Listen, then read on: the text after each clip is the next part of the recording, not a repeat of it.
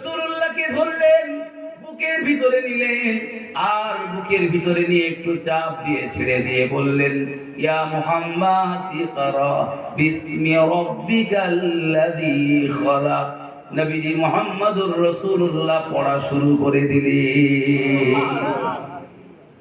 কোরআন সর্বপ্রথম নাযিল হলো আজ গারে হেরাতে, জাবালে নূরের গারে হেরাতে।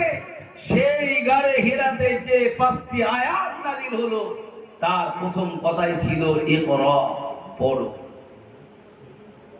আজ আমরা মুসলমান পড়ায় আগিয়ে না পিছিয়ে ভাই?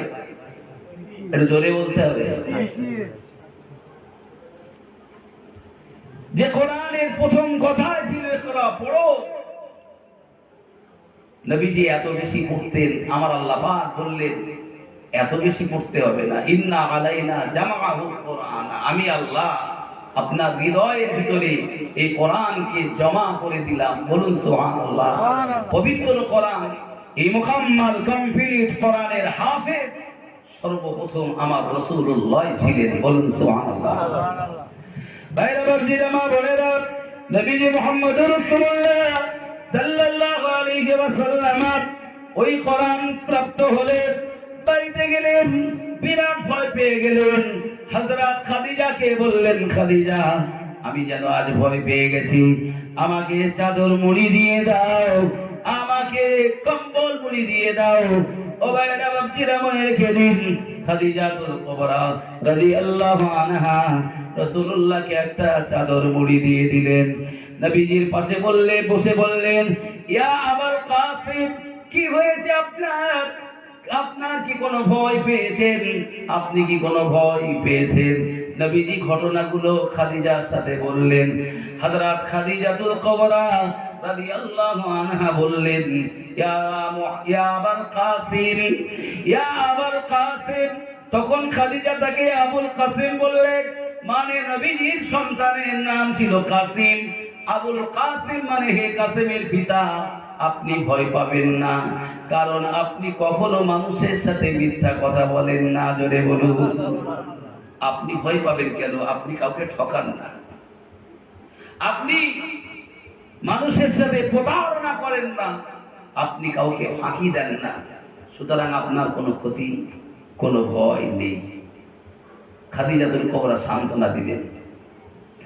এরপরে আমার আল্লাহ পাক রাসূলুল্লাহর উপরে নবুয়তের দায়িত্ব চাপিয়ে দিলেন।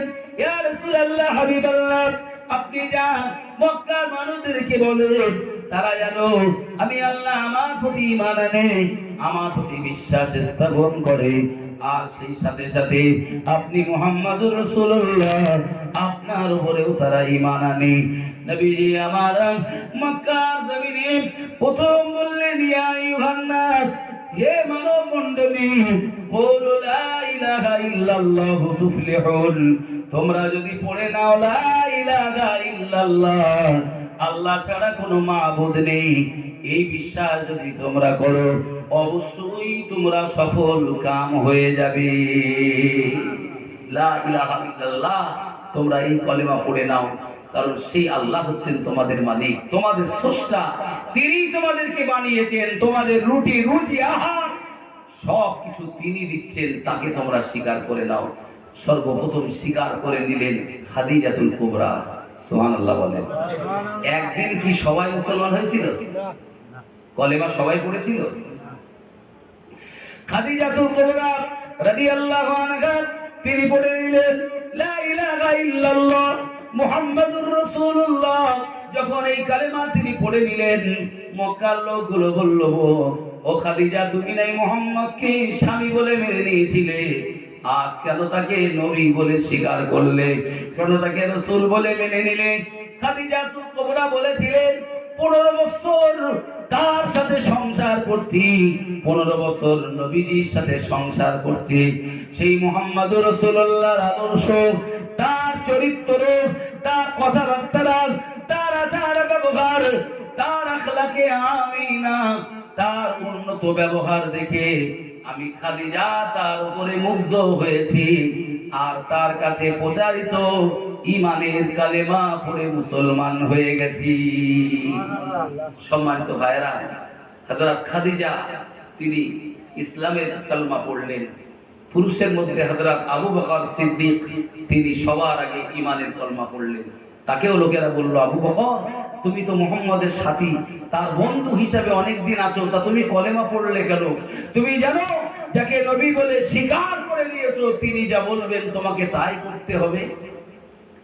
হযরত আবু বকর সিদ্দিক রাদিয়াল্লাহু আনহু বললেন, ও মক্কার মানুষেরা, কেন আমি মুহাম্মদুর রাসূলুল্লাহ সাল্লাল্লাহু আলাইহি ওয়াসাল্লামকে নবী বলে স্বীকার করেছি জানো? 30 বছর তার সাথে বন্ধুত্ব, 30 বছর তার সাথে আমার সম্পর্ক, 30 বছরের ভিতরে তিনি কোনোদিন কোনো মিথ্যা কথা বলেননি, কারোর সাথে কোনো ওয়াদা খেলাপ করেননি, কাউকে তিনি কোনো আঘাত দেননি। তার চরিত্র দেখে, তার ব্যবহার দেখে আমি আবু বকর তার উপরই মুগ্ধ হয়েছি। তার মতো সত্যবাদী নবীকে আমি বিশ্বাস করে নিয়েছি। যদি বলুন সুবহানাল্লাহ। যারা বলে ইসলাম প্রতিষ্ঠা হয়েছে তলোয়ারের বদৌলতে, যারা বলে এক হাতে কোরআন আর এক হাতে তলোয়ার দিয়ে নবী ইসলাম প্রচার করেছেন, এটা মিথ্যা। ইসলাম প্রচার হয়েছে রাসূলুল্লাহ সর্বোত্তম সর্বশ্রেষ্ঠ আদর্শ, তার উন্নত ব্যবহার, তার মধুমাখা আলাপ, তার মিষ্টি ভাষা, এগুলিতে মানুষ মুগ্ধ হয়ে গেছে। সুবহানাল্লাহ বলে। আজ সেই রাসূলুল্লাহর আদর্শ আমরা ভুলে গেছি। পৃথিবীতে 180 কোটি মুসলমান, এর পরেও আমাদের কলিজার চাইতে আমরা যাকে বেশি ভালোবাসি সেই নবীর উপরে আজ ষড়যন্ত্র হচ্ছে, চক্রান্ত হচ্ছে। কেন ভাই? পৃথিবীতে আর 180 কোটি মুসলমান যদি ঈমানের বলে বলিয়ান হতাম, আর পৃথিবীতে মুসলমান যদি খাঁটি মুমিন খাঁটি মুসলমান হতাম, তাহলে পৃথিবীতে ইহুদিদের দ্বারা, খ্রিস্টানদের দ্বারাতে আমাদের উপরে এই জুলুম, এই অত্যাচার চলত। একটু কথা বলে। আমরা দেখেছি মায়ানমারে মুসলমানদেরকে কুচু কাটা করা হয়েছে, ঠিক না ভুল? দেখেছি দিল্লিতে মুসলমানদেরকে সেখানে হত্যা করা হয়েছে নির্বিচারে। আমরা দেখেছি ভাই আফগানিস্তানে মুসলমানদের উপরে অত্যাচারের স্টিমগুলা চালানো হয়েছে, আমেরিকা চালিয়েছে। 2.5 লক্ষেরও বেশি শিশু, নারী, নিরীহ মানুষ সেখানে হত্যা করা হয়েছে। ফিলিস্তিনের উপরে আজও ইসরায়েলের সেনাবাহিনী এখনো সেখানে লাগাতার জুলুম চালাচ্ছে, অত্যাচার চালাচ্ছে। সারা পৃথিবীতে মুসলমান আজ মার খাচ্ছে, ঠিক না ভুল? আমরা দেখেছি যুবক ভাইরা তো দেখেন সোশ্যাল মিডিয়াতে মুসলিম ছেলেদেরকে জোর করে বলো জয় শ্রীরাম বলা হচ্ছে না? জয় শ্রীরাম বললেও তাদের রেহাই নেই, পিটিয়ে পিটিয়ে মারা হচ্ছে। দেখেছেন না? দেখেননি? চোখে দেখেননি? সোশ্যাল মিডিয়ায় তো দেখতে পাবেন। ভাইরা আমার, তাম দুনিয়া জুড়ে ইহুদি আর খ্রিস্টানেরা, তাম জুড়ে দুনিয়া জুড়ে বেঈমান আর বেদিনেরা, তারা ঐক্য হয়ে ইসলামকে মিটাবার চেষ্টা করছে, কোরআনকে পৃথিবী থেকে মুছে দেওয়ার চেষ্টা করছে। তারা মুসলিম কমিউনিটিকে পৃথিবী থেকে খতম করার চেষ্টা করছে। আল্লাহর বান্দা মনে রেখে দিন, এদিন ইসলাম আল্লাহর। আল্লাহ পাক কোরআন থেকে জানিয়েছেন, ইন্নাদ-দীনা ইনদাল্লাহিল ইসলাম, নিশ্চয় আমার মনোনীত মনোপছন্দনীয় আমার প্রিয় দিন, আমি আল্লাহ যে দিনকে পছন্দ করি সেই দিন ধর্মের নাম হলো ইসলাম। একটু জোরে সরে বলেন সুবহানাল্লাহ, আর একটু জোরে আওয়াজে বলেন সুবহানাল্লাহ। ইসলাম আল্লাহর এই দিন যখন রাসূলুল্লাহ মক্কার জমিনে প্রতিষ্ঠা করার চেষ্টা চালাচ্ছেন, দিন আর রাত মানুষের কাছে কালেমার দাওয়াত দিচ্ছেন, আল্লাহর কোরআনের তালিম দিচ্ছেন, মক্কার আবু জাহাল, আবু লাহাব, উতবা, উতাইবা, সাইবা, এই কাফের সম্প্রদায়েরা রাসূলুল্লাহ পিছনে তারা সর্বদা লেগেছিল। তারা নবীকে খতম করে দেওয়ার চেষ্টা করলো, তারা ইসলামকে মিটিয়ে দেওয়ার চেষ্টা করেছিল। মিটেছিল কি ভাই? একটু জোরে বলেন। কোরআন শরীফে মহান আল্লাহ পাক রব্বুল আলামিন জানিয়েছেন, ইরিদুনা লিইউতফিউ নূরাল্লাহি বিআফওয়াহিহিম, ইরিদুনা তারা ইচ্ছা করে, লিইউতফিউ নূরাল্লাহি বিআফওয়াহিহিম, আল্লাহর জ্বালানো বাতিটাকে ফু দিয়ে নিভিয়ে দেবে, ফু দিয়ে আল্লাহর জ্বালানো বাতিটাকে তারা নিভিয়ে দেবে, ইসলামকে তারা মিট করে দেবে।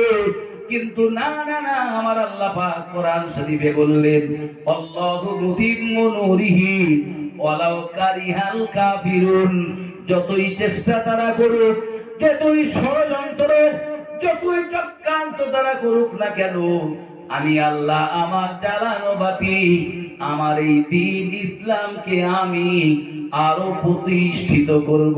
জোরে বলুন। আগের দিনে যখন ঘরে ইলেকট্রিক আসেনি, কারেন্ট আসেনি, বাড়ি বাড়ি বাতি জ্বালানো হতো না সন্ধ্যাবেলা, কি বলতো তারে? লম্প। ফু দিলে লিপ্ত না লিপ্ত না? লম্প ফু দিলে নিভে যায়। ও ভাই, এখন ইলেকট্রিক হয়েছে, এই যে লাইট জ্বলছে, ফুদান দিলে নিভে যায় কি? নিভবে?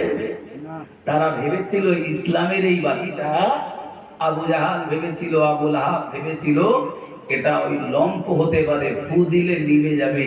কিন্তু আমার আল্লাহ সূর্যের জ্যোতির চাইতে এই দিনের জ্যোতিটাকে আরো বেশি করে দিয়েছেন। বলেন সুবহানাল্লাহ।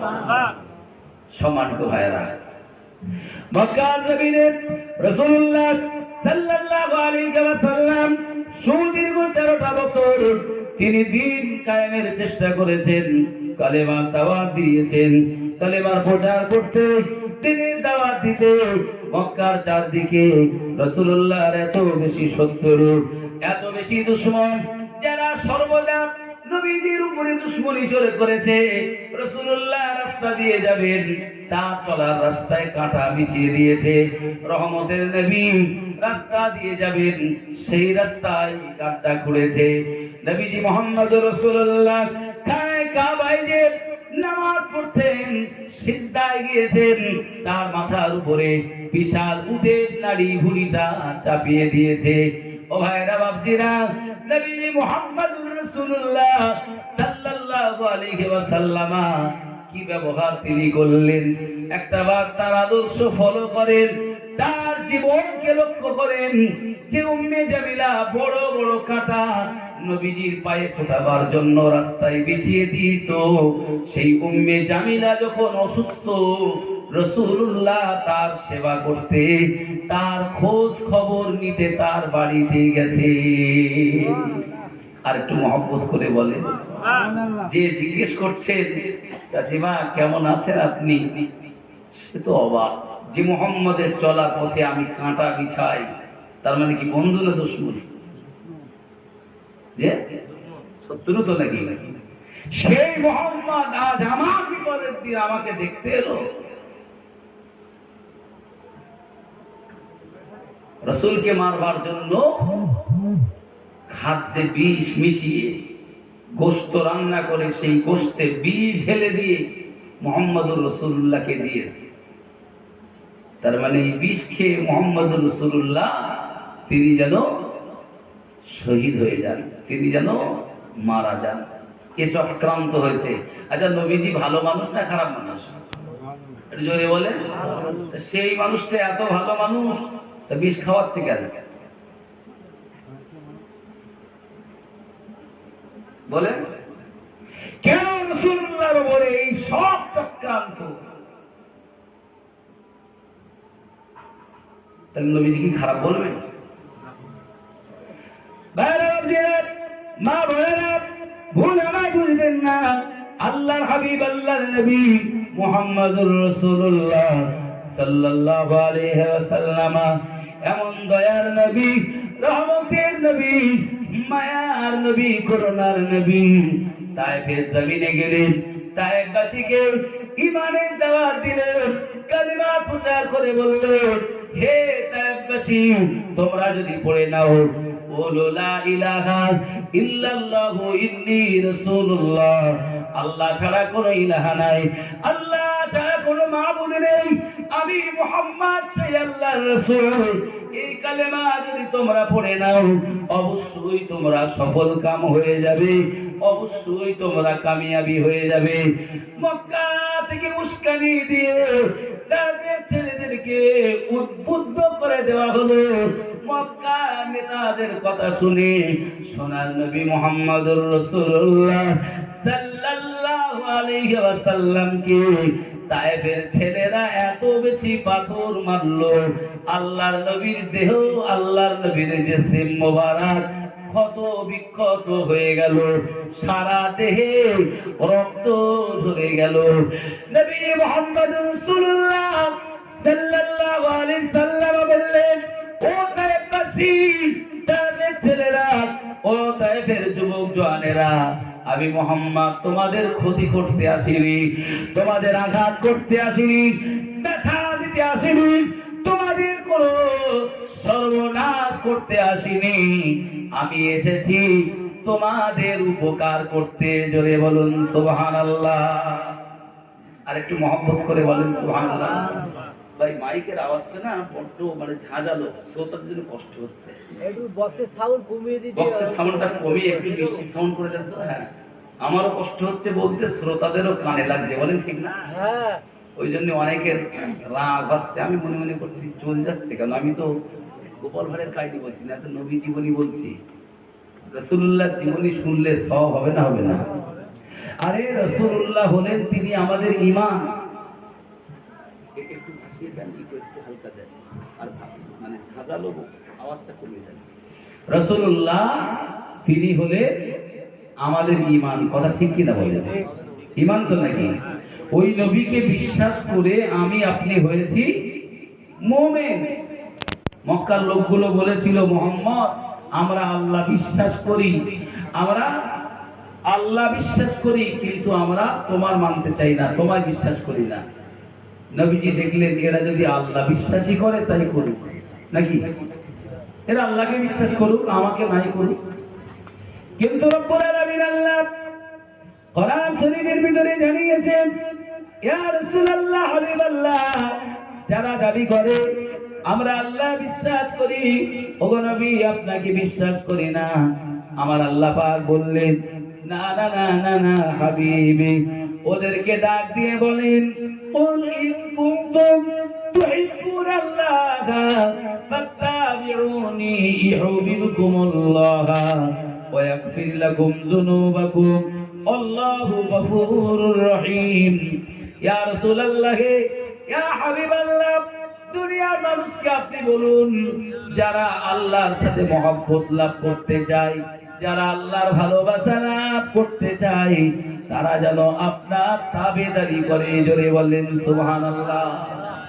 কার তাবেদারি করতে হবে? কার তাবেদারি? একটু জোরে বলে। রাসূলুল্লাহ তাবেদার হতে হবে। আর বুঝতে পারছেন নাকি? অসুবিধা হচ্ছে না? ফাত্তাবিউনি, আমার তাবেদারি করো, আমার ইত্তেবা করো, তাহলে ইউহিব্বুকুমুল্লাহ, রব্বুল আলামিন আল্লাহ তিনি তোমাদেরকে মহব্বত করবেন, তোমাদেরকে তিনি ভালোবাসবেন। ওয়া ইয়াগফির লাকুম যুনুবাকুম, তোমাদের সব জীবনের গুনাহ খাতাকে আল্লাহ maaf করে দেবেন। জোরে বলুন সুবহানাল্লাহ। ও ভাইরা বাপজিরা, সেই নবীকে আমরা কেমন ভালোবেসেছি, সেই নবীর ইত্তেবা আমরা কেমন করেছি, সেই নবীর তাবেদারি, সেই নবীর ভালোবাসা সাহাবায়ে কেরাম কেমন করেছিলেন, একটু আপনাকে আমাকে জানতে হবে। যুদ্ধের ময়দানে বেঈমান বেদিনেরা আল্লাহর নবীকে লক্ষ্য করে পরপর তারা তীর নিক্ষেপ করে, বর্ষা নিক্ষেপ করে, তাদের টার্গেট নবীকে আজ আমরা মেরে ফেলবো, নবীকে আজ আমরা হত্যা করব। কিন্তু না না না, সাহাবীরা রাসূলুল্লাহর সামনে পিছনে ডাইনে বাঁয়ে চারদিক দিয়ে এমন করে দাঁড়িয়ে যায়, যত কাফেরদের তীর আসে সব সাহাবীরা নিজেদের বুক পেতে ওইগুলোকে নিজেদের দেহে সেভ করে নেয়। জোরে বলুন, নিজেদের দেহে সেই তীরগুলো লাগায়, সেই তীরগুলো নিজেদের বডি দিয়ে সেভ করে, রাসূলুল্লাহর গায়ে একটা তীর লাগতে দেয় না। আর একটু জোরে বলেন সুবহানাল্লাহ, মহব্বত করে বলেন সুবহানাল্লাহ। নবীজিকে সাহাবীরা ভালোবাসেনি, আপনাদের জানা আছে, একটু স্মরণ করে দিন, উহুদের ময়দানে কাফিরেরা নবীজি মুহাম্মদুর রাসূলুল্লাহ সাল্লাল্লাহু আলাইহি ওয়াসাল্লামকে আঘাত করেছিল। সেই আঘাতে আল্লাহর নবী জমিনে লুটিয়ে পড়লেন। বেঈমানেরা খবর রটিয়ে দিল, উতিলা মুহাম্মদ, মুহাম্মদ নেই। তার মানে তারা খবর রটিয়ে দিল মুহাম্মদুর রাসূলুল্লাহ নিহত হয়ে গেছে। এই খবর যখন রটে গেল, মদিনার এক মহিলা বিদ্যার আমাদের উহুদের ময়দানের দিকে ছুটছে। কে সংবাদ আমায় দিতে পারবে? কে আমায় খবর দিতে পারবে দিনের নবী তিনি কেমন আছেন? একজন এসে বলে, ও মা, উহুদের ময়দানে যে লাভ হবে না, ওই ময়দানে আপনার স্বামী, আপনার সন্তান এসেছিলেন, তারা দুইজন শহীদ হয়ে গেছে। উহুদের ময়দানে যে সন্তান স্বামী ফিরে পাবে না। মহিলা বলল, না, স্বামী আমার চলে গেছে, সন্তান গিয়েছে, এতে আমি মা হয়ে, আমি স্ত্রী হয়ে কিয়ামতের মাঠে শহীদের বিবি হয়ে, শহীদের মা হয়ে উঠব। বলো একবার, উহুদের ময়দানে আমার রাসূলুল্লাহ তিনি কেমন আছে? আর একটু মহব্বত করে বলে, ওই উহুদের ময়দানে নবীজি নিহত হয়ে গেছে এমন সংবাদ চারদিকে ছড়িয়ে পড়ল। ওই সময়ে মদিনা শরীফে একজন রাসূলুল্লাহর প্রেমিক, রাসূলের সাহাবী হযরত হানজালা রাদিয়াল্লাহু আনহু, যিনি বাড়িতে ছিলেন, কানে আওয়াজ এলো নবীজি মুহাম্মদুর রাসূলুল্লাহ নাকি উহুদে শহীদ হয়ে গেছে। খবরটা পাওয়ার পরে তিনি চোখের পানি ধরে রাখতে পারেনি। মক্কার বেঈমানেরা নবীকে নাকি শহীদ করে দিয়েছে। ও বিবি, তলোয়ারটা দাও, আর আমি বাড়ি রইব না, বাড়ি থাকবো না। তলোয়ারখানা হাতে নিয়ে সোজা তিনি চলে গেলেন উহুদের মাঠে। উহুদের ময়দানে যে তিনি ওই যুদ্ধে লড়াই করলেন। লড়াই করবার পরে অনেক সাহাবী শহীদ হলেন। টোটাল 70 জন সাহাবী উহুদের ময়দানে শহীদ হয়ে গেলেন। তার ভিতরে হযরত হানজালা তিনিও শহীদ হয়ে গেলেন। শহীদ হয়ে গেছে। উহুদের ময়দানে যারা হাজী সাহেব ওই ময়দান চোখে দেখে এসেছেন, ওই ময়দান তারা ঘুরে এসেছেন, আল্লাহ পাক আমাকেও দেখিয়েছেন। ও ভাইরা, বাপজিরা, মা বোনেরা, উহুদের ময়দানে আজও সেই 70 জন সাহাবী যারা ইসলামকে জিন্দা করার জন্য দেহের তাজা রক্ত জমিনে দিয়ে কাফেরদের সাথে লড়াই করে ওই ময়দানে আল্লাহর দ্বীন প্রতিষ্ঠার জন্য শহীদ হয়ে গেলেন। যারা ইসলামের জন্য জীবন দিলেন। আজ আমরা মুসলমান ইসলামের জন্য একটু সময় দিতে পারি না। যে সাহাবীরা নবীর জন্য জীবন দিলে, আমরা সেই নবীর মহব্বতে একটু সময় দিতে পারি না। যে মুসলমানেরা আল্লাহ পাক রব্বুল আলামিনের জন্য তাদের টাটকা জীবনটা দিয়ে দিলে, আমরা সেই আল্লাহ বিশ্বাসী মুসলমান আল্লাহর জন্য একটু নিজেদের সময় দিতে চাই না। ঠিক কিনা বলেন? আজকে এই জায়গায় সভা না হয়ে যদি আমার এই যুবক ভাইয়ের একটা ফান দিত, একটু কথা বলেন, একটু আসতে দিতে হবে। যদি একটা ফান দিত, এই যা জায়গা খালি হতো না। একটু কথা বলো না ভাই, এই যা জায়গা খালি থাকতো, কারা আসতো সেখানে? একটু কথা বলেন, কারা আসতো সেখানে? মুসলমান আসতো না?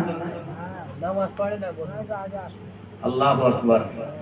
কোন জায়গায় এসছে কিছু বলেন না কেন? পুরো ইতিকাফ করলে আমি অফ করতে পারি? অন্তত একটু হ্যাঁ না যদি না বলেন। কারা আসতো বলে? মুসলমান আসতো না আসতো না? তাহলে আর গোটা বিশ্বে মুসলমানদের এই করুণ অবস্থা কেন জানেন? আমরা যারা মুসলমান দাবিদার, আমাদের আয় কাটে জন্ম সার্টিফিকেট, আধার কার্ডে, রেশন কার্ডে, স্কুল সার্টিফিকেট, সমস্ত জায়গায় নামগুলো মুসলমানের।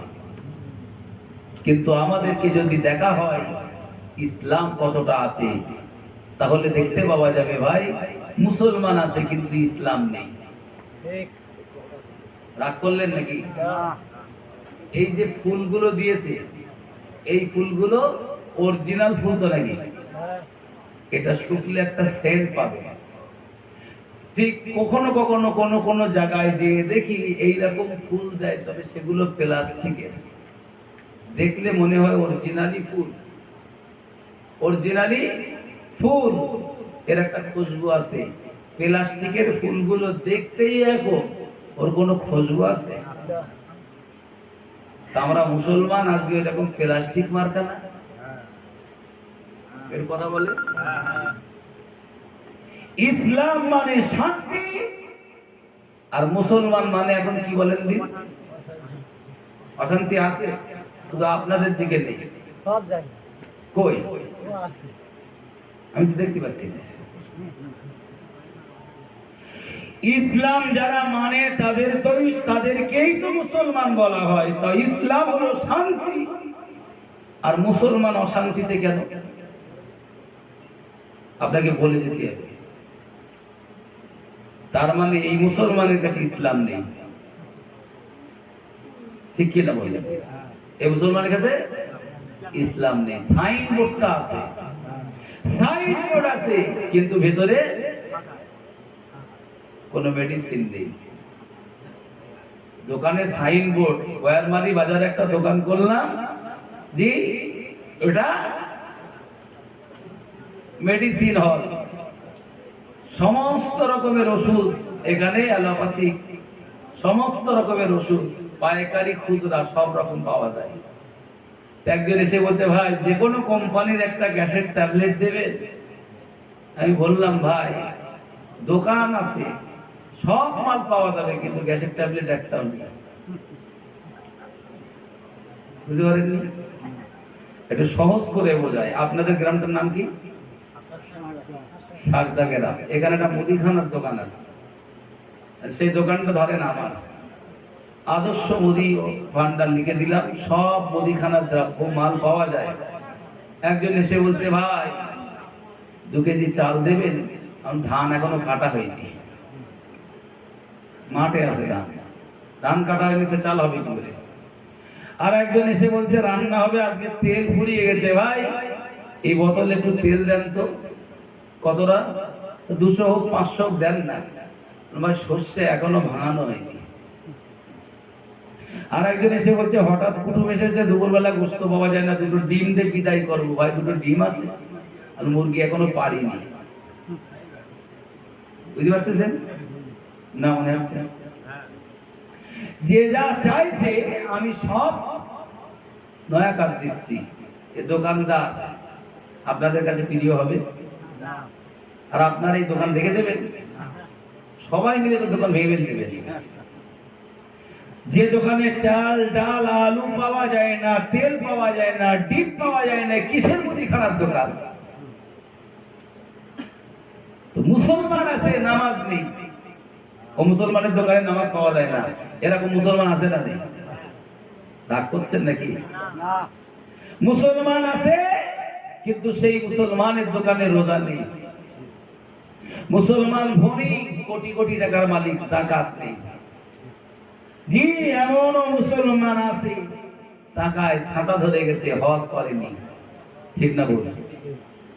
মুসলমান নারী পর্দা করে না, মুসলিম নারী হয়ে কোরআনের সীমা লঙ্ঘন করে, কোরআন মেনে চলে না, নবীর সুন্নাহ তরিকা মেনে চলে না। ও ভাইরা বাপজিরা, ভুল আমায় বুঝবেন না। তো যে মুসলমানের কাছে নামাজ নাই, রোজা নাই, সারা শরিয়াত নাই, ঈমান নাই, ইসলাম নাই, আমল নাই, এখনো মুসলমান কিছু আছে দাঁড়িয়ে দাঁড়িয়ে পেশাব করে। শুধু আপনাদের গ্রামটা বাদে। আমি কি পাগল নাকি এখানে বলে মাইর খাবো? এমনি মাটি খুব একটা ভালো না, বুঝতে পারেননি? মাটি ভালো না মানে আমি খারাপ বলতেছি আপনাদের, কোন কোন জায়গায় আমরা পা দিলি বুঝতে পারি। বাড়ি দোয়ারে আপনাদের দোয়া, আপনাদের আব্বা মায়ের দোয়া, আল্লাহ শুকরিয়া, এদেশ ওপার বাংলা এবার বাংলা জি আল্লাহ বহু জায়গায় নিয়ে গেছেন। আমি যে ওয়াজ করছি সে ওয়াজ হয়তো আপনাদের ঠিক মনে লাগছে না, একটা কাহিনী বললে ভালো হতো, কিন্তু আমি তো পারি না ভাই। ভাইরা বাপজিরা মা বোনেরা, ভুল আমার বুঝবেন না, এখনো দুঃখের সাথে বলি এমন অনেক মুসলমান আছে যারা আমার গায়ে কম ভাইদের যখন দুর্গোৎসব হয় বা যখন তাদের শারদ উৎসব হয় বা যখন দীপাবলি হয়, কালী পূজা বা দুর্গা পূজা হয়, মুসলমান ছেলেরা, মুসলিম ঘরের মায়েরা মেয়েরা রীতিমতো সেই জায়গাগুলিতে তারা হাজির হয়ে যায়। শুধু আপনাদের এলাকাটা বাজে বলেছে, আছে না নেই? এমনও জায়গা আছে আমার কাছে, প্রুফ চাইলে দিতে পারবো, শারদ উৎসব পালিত হচ্ছে, তো তার যে কমিটি আছে সেই কমিটির সেক্রেটারি মুসলমান। ঠিক বলছি না ভুল বলেন? যে ইসলাম পর ধর্ম সহিষ্ণু, পর ধর্মের ক্ষতি ইসলাম করে না, ইসলাম অন্য ধর্মকে ছোট করতে বলে না, ইসলাম কোন ধর্মকে ঘৃণা করতে শেখায় না, কোন ধর্মের অপমান করতে ইসলাম বলে না। ইসলাম বলে লা তাসুবুল্লাযীনা ইয়াদউনা মিন দুনিল্লাহি ফায়াসুবুল্লাহা আদওয়াম বিগাইরি ইলম। আল্লাহর বান্দা মনে রেখে দিন, খবরদার খবরদার, কোন অমুসলিমকে এবং কোন বিধর্মীর কাউকে আপনি গালি দিতে পারেন না। খবরদার, আল্লাহ শত্রু মনে করে গালি কাউকে দেবেন না। যদি আপনি গালি দেন, তারা না জেনে আপনার আমার মালিক আল্লাহকে তারা গালি দেবে। উপকরণতে আল্লাহকে আমরাই তো গালি শোনাবো না? না না, ইসলাম এই জন্য মানা করেছে, কোরআন এই জন্য বলে দিয়েছে, খবরদার অন্যদেরকে তোমরা গালি দিও না।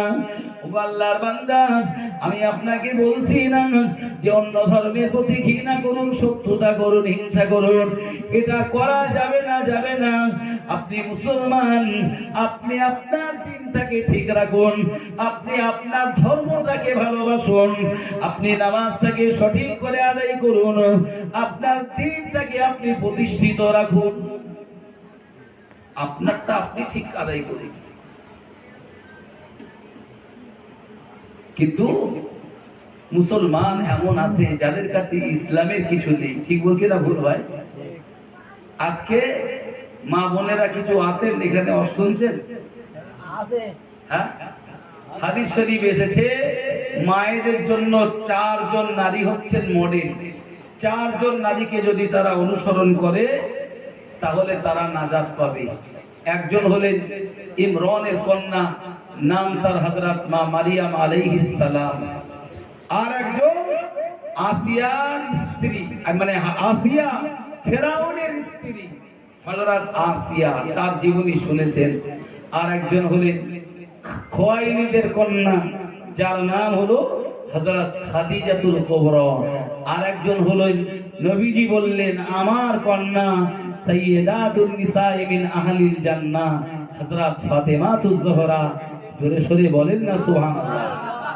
এই 4 জন নারীকে মুসলিম মেয়েরা অনুসরণ করবে, হয় মারিয়ামের, নয় আসিয়া, নয় খাদিজা, নয় ফাতেমার। আমাদের ঘরের মায়েরা, মেয়েরা, বোনেরা যারা আছে, এরা এই 4 জনের কার অনুসরণ করে ভাই? আমার মা বোনেরা ভুল বুঝবেন না, আমি আপনাদের কথা দুটো বলে যাই। নবীজি মুহাম্মদুর রাসূলুল্লাহ সাল্লাল্লাহু আলাইহি ওয়াসাল্লাম যখন পৃথিবীতে এসেছিলেন, সেই জামানাটা এত কঠিন জামানা ছিল, কন্যাদেরকে জীবন্ত কবর দেওয়া হতো, তাদের কোনো অধিকার আর মর্যাদা ছিল না। নবীজি এসে পৃথিবীর জমিনে নারী জাতির অধিকার প্রতিষ্ঠা করেছেন। একটু জোরে সোরে বলেন সুবহানাল্লাহ। যে মেয়েদেরকে জীবন্ত কবর দেওয়া হতো, নবীজি বলেছেন যারা কন্যার পিতা হবেন আর এই কন্যাদেরকে আদর যত্ন করে লালন পালন করবেন, ওয়ালিবুহা ফাসিবু তালিমাহা ওয়াদিবুহা ফাসিবু তাদিবাহা, যারা তার কন্যাদেরকে আদব শিক্ষা দেবেন, তারপরে পিতা হিসাবে তাদের হকগুলো আদায় করবেন।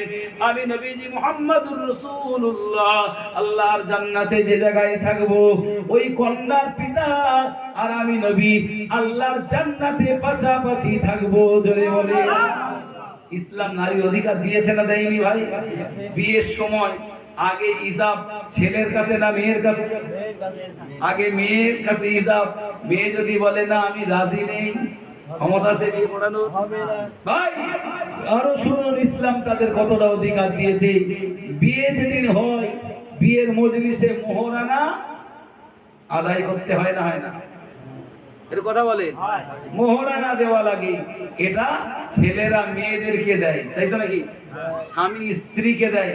তার মানে ইসলাম বলেছে তুমি স্বামী পুরুষ, স্ত্রী মহিলা, তাকে এই মোহরানা দিতে হবে। এটা আল্লাহর নির্দেশ। জোরে বলুন সুবহানাল্লাহ। যদিও আল্লাহর নির্দেশ বাদ দিয়ে আমরা এখন উল্টো আদায় করতেছি নাকি? ছেলে বিক্রি হচ্ছে দেখি, রেট কত? 1.5 লাখ। তো এখানে 2010 সালের আগে ছিল, এখন কত? ও ভাই রেট কত একটু বলেন? লকডাউনে মানে একটু কম যাচ্ছে রেট নাকি? বেড়ে গেছে ভাইরা। ইসলাম আমার আল্লাহর দেওয়া বিধান, স্বামী স্ত্রীকে যৌতুক দেবে, মোহরানা দেবে, দিয়ে বিয়ে করবে, এটা আল্লাহর দেওয়া বিধান, নবীর দেওয়া বিধান। আর আমরা উল্টো যৌতুক আদায় করতেছি, এটা কার বিধান? আপনারা বলেন, আমি আর বলবো না। কার বিধান? কিছু বলেন না হয় নেবেন, স্বীকারটা করে দেন। এত দামি ছেলে একেবারে ফ্রি, এ কি মানা যায়? জি, ছেলের মায়েরা তারাই দেখবেন বেশি গর্ব করে ছেলেদের নিয়ে, যে ছেলে এত ভালো, এর মতো ছেলেই হয় না, এ আমি কম দামে ছাড়বো না। অনেক নিয়েছে, নেওয়ার পরে বৌমা এসে যে সংসার হচ্ছে, একদিন গল্প করছে, জানেন গল্প? অনুমতি দেন? বলছে আমার জামাইয়ের মতো কোনো জামাই হয় না। কেন? বলছে আমার মেয়ে যা বলে আমার জামাই তাই শোনে, আর আমার ছেলেটা পুরো শয়তান, বৌমা যা বলে ছেলে তাই শোনে। বুঝতে পেরেছেন? জামাইটা ভালো কেন? ওর মেয়ের কথা শোনে। আর ছেলেটা শয়তান কেন? মার কথা শোনে। কার কথা শোনে? কেন? তুমি মা জননী হয়ে তোমার বেটাকে গালি দিচ্ছ কেন? হ্যাঁ, আমি জানি তুমি মা জননী, তোমার সন্তান তোমার কথা নেয় না, বউ যা বলে তাই করে, মা বললে শোনে না। এরকম ছেলে আছে না নেই? আপনাদের এই জায়গাটা বাড়বে। ও যুবক জওয়ানেরা, ও মুরব্বীরা, মনে রাখুন, ও ছেলে কথা আপনার নেবে কি?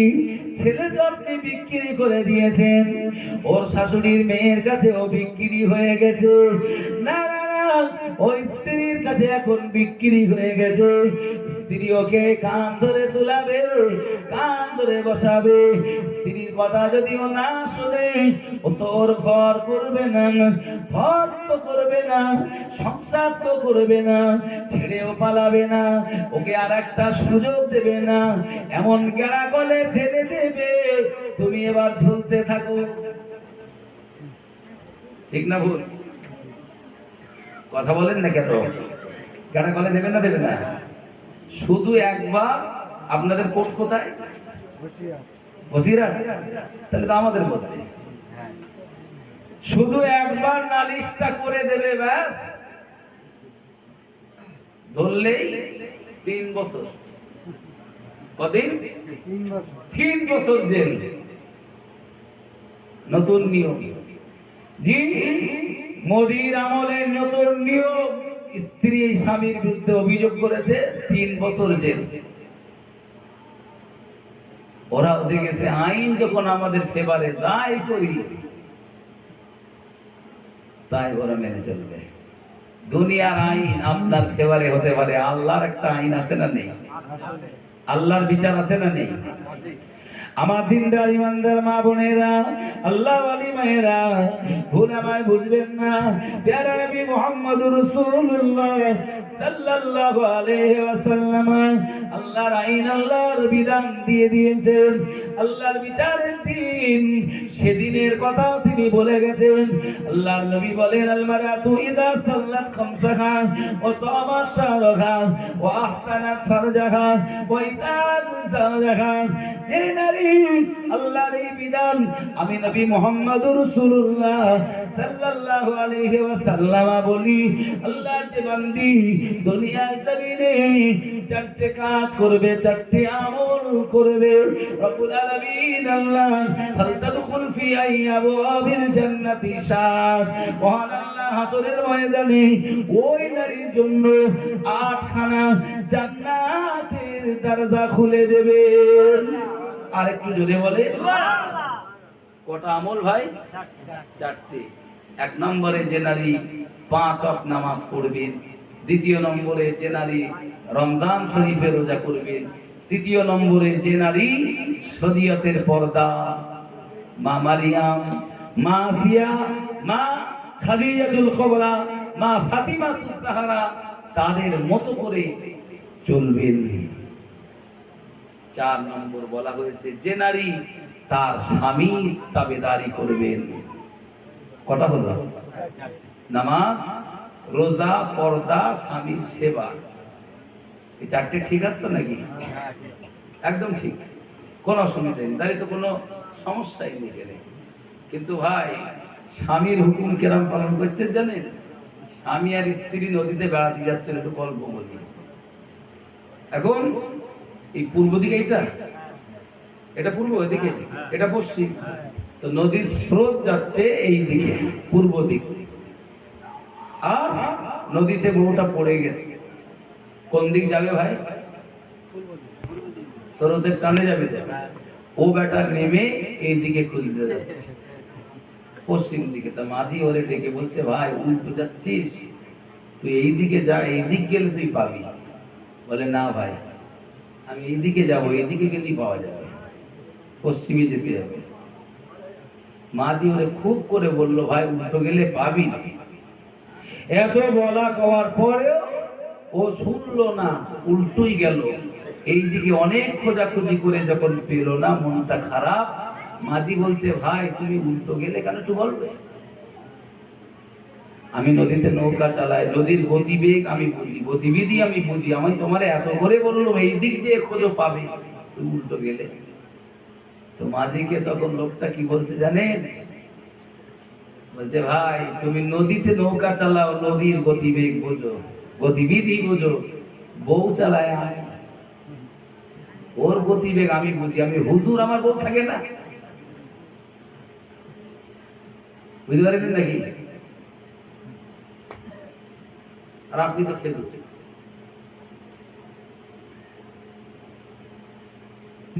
হে মাঝি, তুমি যে আমায় এইদিকে বললে, আমি তো ওকে নিয়ে যতদিন সংসার করছি যা বলি উল্টো করে। ও যে নদীতে পড়ে ভালো হয়ে যাবে, নদীতে পড়ে সিঁড়ে যাবে, আমার এটা বিশ্বাস হয়েছে। সমাজে এরকম আছে? একটু কথা বলেন। আপনারা যদি এতে কাজ করেন, আমি কাজ করতে পারবো কি করে? সম্মানিত মায়েরা, বোনেরা, আমি পা দুখানা ধরে